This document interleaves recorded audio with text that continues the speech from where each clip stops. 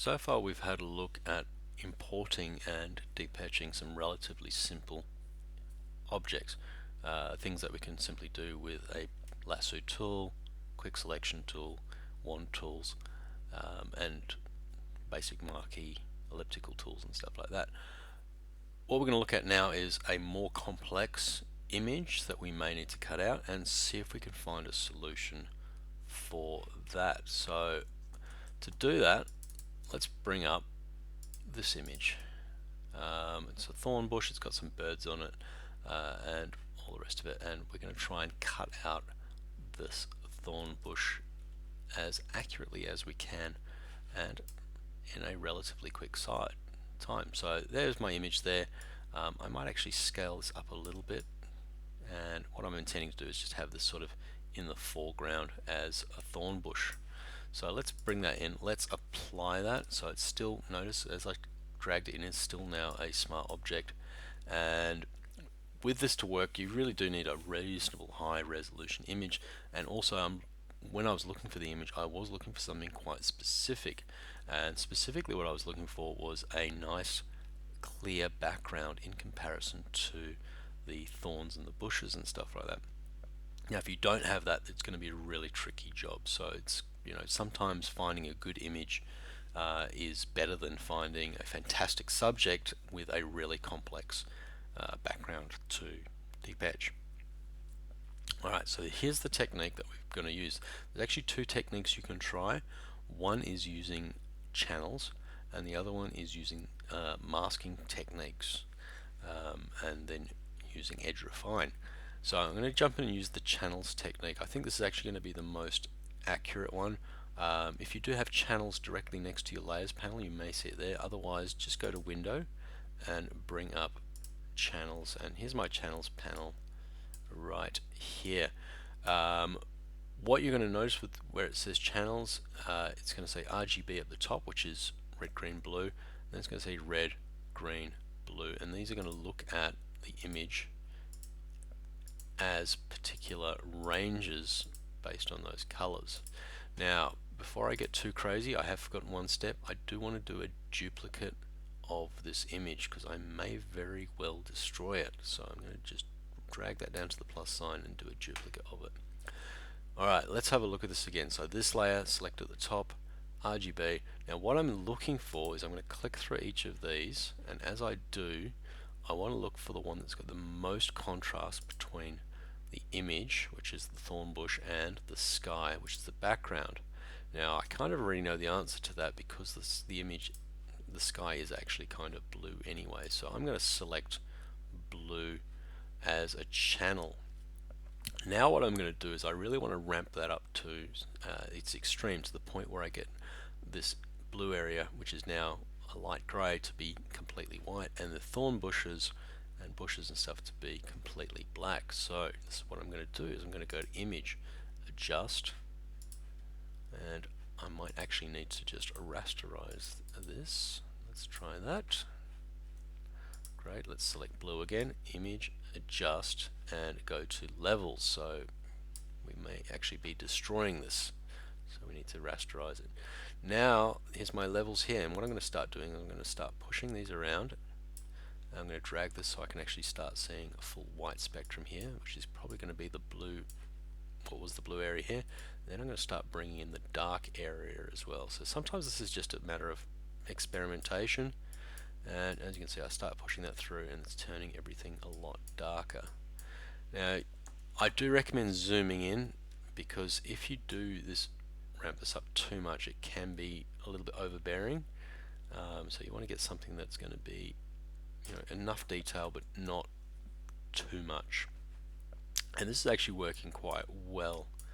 I'm going to try and make it not as good, just to sort of prove a point. He says as it still keeps working really well. Let's leave it at that, and I'm going to hit OK. Now the reason why I didn't want this to look too well is because quite often when you're doing this stuff, you're going to end up with semi-grey areas or bits that are missing. So I've got these gaps here. I'm not too fussed about those because it is kind of a bush area, but if you're doing things like hair and this part's going onto the face or whatever, you may wish to fix this. Now there's a couple of ways to look at fixing this.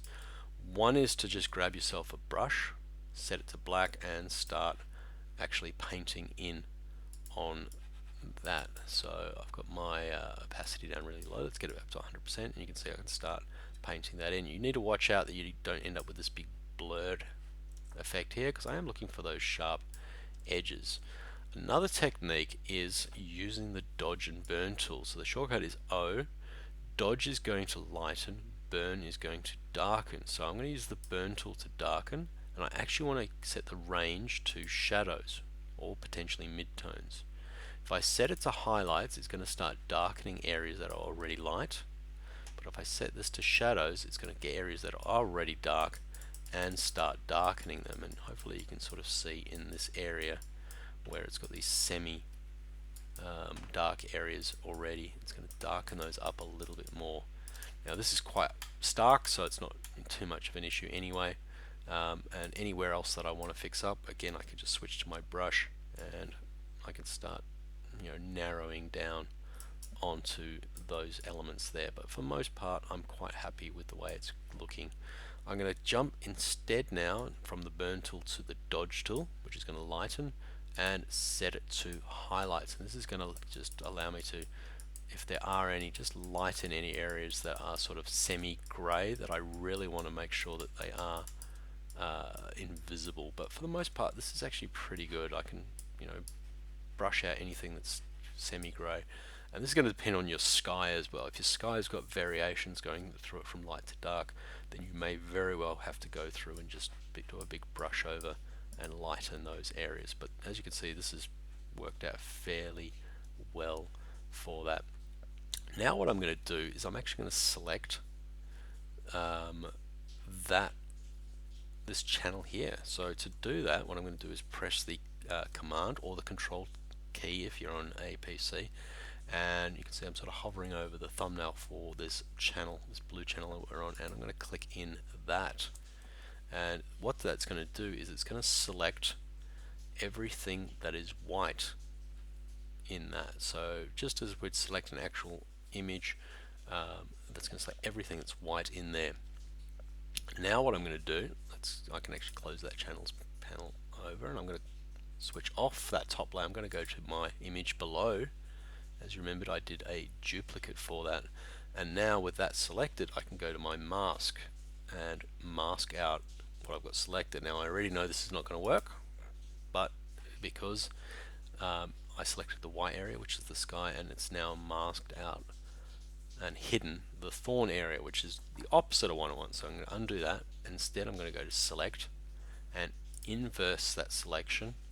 Now I'm going to go to the mask key, and that hopefully has masked out the sky to a pretty good degree, and it has done a reasonably good job there. Let's zoom that out, and I'm going to move that into place. Now actually I'm going to put it over here on the left, and I'm also going to transform it, Control T, right click, and flip that horizontally. I think that's going to work a little bit better for my image. There it is there, and I'm going to hit enter to apply. Now there are still some issues to this, and one of the big issues you usually get with this is you can see that it looks like there's kind of a white fluff around this, or blue if you've got a really blue sky, and this is essentially a light leakage. And it's, sometimes you've got to reach a compromise, because essentially if we zoom in, you can see it's just a slight tinge of blue, where it's like we're dealing with individual pixels. It's getting pretty close. So I'm going to show you a trick to essentially disguise that, so we can still keep our nice clean image and disguise that. And what we're going to do is here's my layer. I'm going to create a new layer, so I'm just going to go to this little plus sign, new layer above that. I'm going to right click and go to create clipping mask, and you'll see this little arrow apply itself. Clipping masks are fantastic because what they allow us to do is they're only going to allow me to paint, and it's going to only apply to the layer below, which is this thorn bush. So if I go B for brush, and let's get something really funky like bright red, and let's get a nice big brush as well, and I start brushing, you can see it's only going to allow me to brush. it's only going to show what's currently showing on this layer, so which with the mask on is the thorn bushes. So that's kind of cool. But what I'm going to do is I'm actually going to, while I've got the brush, I'm going to press Alt to bring up my color picker, and I'm going to find a color that's actually going to be useful for coloring in these bushes. So I'm going to move this around, and let's try this brown, and as I hover over that, you can see it's starting to add that color, so I can pretty much start coloring in accordingly. But let's see if we can try a few other colors, something that might be a little bit less saturated. Probably go for one of these yellow colors and see how that looks over here. And it's still a bit weird because it's, you know, it's varying depending what it is, but what I'm going to do is I'm going to change the blend mode of this. So I'm going to drop the color in a little bit. I can always change it. I'm going to change it from normal to color. And what color does is it allows the values, that is the dark and light, of the image behind to remain, so it's not going to mess up these dark sticks or anything like that. It's purely just going to add the color over the top and not change the value. So depending on where I'm going, I might reselect those colors. As you can see, I've kind of selected more of a brown color here, and I can start bringing that over. And let's pick out this color here, and then we can start painting that in. And you may even, you know, start affecting the entire image if you want. So if you if you do want to repaint, this is kind of alluding to where we're going to end up later on, where we can actually start painting over our own individual colors for that. And you know, that's working relatively well. Once you're happy with that, if you're happy with your color overlay blend mode with the clipping mask, and you're happy with the mask on that, you can shift select both of those and go into your layer and go to merge layers, and that will push everything together as a single entity. So it's going to apply the mask, it's going to apply the color and all the rest of it, and that's kind of going to sort of stick together. Now this looks kind of weird because it gets really just cut off at that point, so there are a few techniques that you may wish to do to sort of blend that in. You could try masking that again, and then jumping in with a brush on your mask and then trying to start to blend that in a little bit more, which can be tricky. You can create and even use more conducive brushes, which are going to have more of an edge that's going to look like it could be grass and stuff like that. That could be another one. Or you could actually get a grass brush and start brushing that in. But another technique could be, you know, create a new layer, stamp tool, and you could use current and below, or you can use this layer here. Let's just apply that mask and go, right, let's stamp it. I only want to use this layer, so it's not going to look at the background, and maybe I can sample areas like this big branch area up the top here. Hold down Alt, and let's move that here, and let's start painting that bit in there, and resample. Let's sample this area here, let's paint a little bit over the top there, and as you can see, I can start building that up again just from using those top bits. And by using a nice big soft brush, you can sometimes get away with a little bit of stuff there. Other option, duplicate, and maybe just a transform and move, and then, you know, even flip it and see if you can find a way so it kind of looks like it fits together, like that, and then, you know, just see if you can angle it as it heads off there. So it's just a matter of being aware of lots of different tricks. I'm going to just grab both of those now. I'm happy with that. I'm going to merge that. I'm not happy with the colors or anything like that, so I might actually go in image adjust. Let's go levels, because it's kind of bright up the top there, so let's push the levels up and darken it a little bit.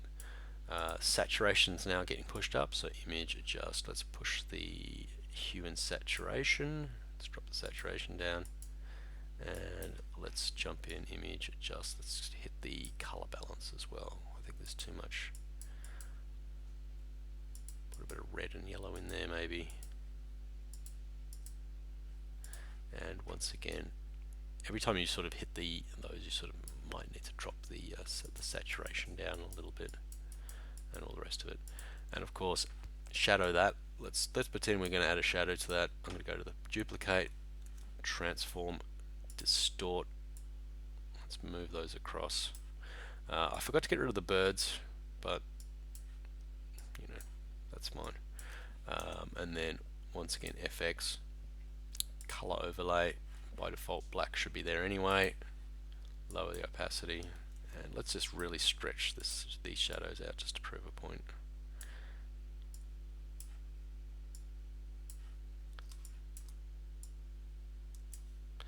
By the way, if you want to hide your toolbars and everything else, if you hit the tab key, that will hide your tools. And enter to apply, hit tab, there's your tools again. So there's the shadows, and once again, if you blend those in a little bit more using masks, there is also a gradient technique instead of using a color overlay. So we're starting to get there. Don't forget clipping masks. If you want to add highlights to this, clipping masks are great. New layer, right click, create clipping mask, and then you could do things like start brushing in. Let's grab a soft round brush again, and you could start adding in some highlight areas. Use your blend modes. Change it to something like overlay or soft light. Usually works quite well for adding highlight areas and stuff like that. And you can paint in colors and all sorts of things. So clipping masks are fantastic for that sort of thing, and you can start integrating all these sort of things. Once again, those birds should not be there.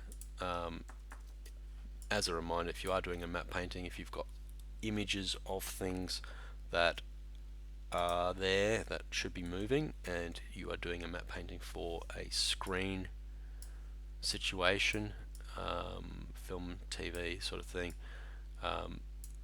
and they're not moving and they're on screen for 5 to 10 seconds or anything like that, your audience is going, why are those birds not moving?